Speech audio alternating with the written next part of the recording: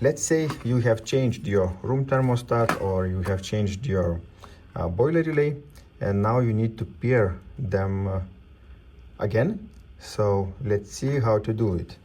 Here is my small setup. My boiler relay here is connected to main supply, and here is a cable for boiler. Here I have a multimeter.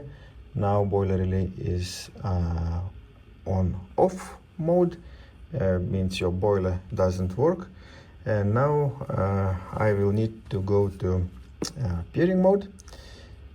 As instruction says, I need to light the display, so it doesn't matter how I do it. Now it is shining, and I need to push and hold M for 10 seconds.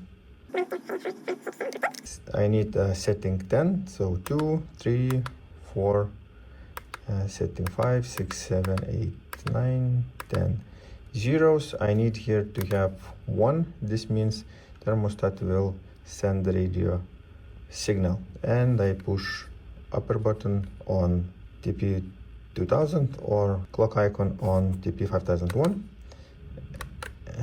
And now it is sending, it shows it is sending a radio signal, and I need to push and hold for receiver, program and channel, and wait till LED will flash. Okay, this means thermostat and radio receiver now it is connected. Here I don't have waves. This means thermostat is not calling for a heating, but I can raise my temperature. And okay,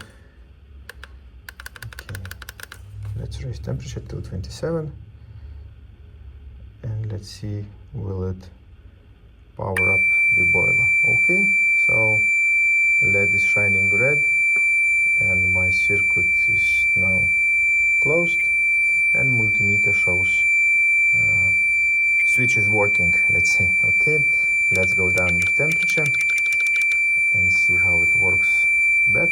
Waves here indicates heating demand. Okay, there is no heating demand. Boiler is not working anymore. Okay, thanks for watching. See you.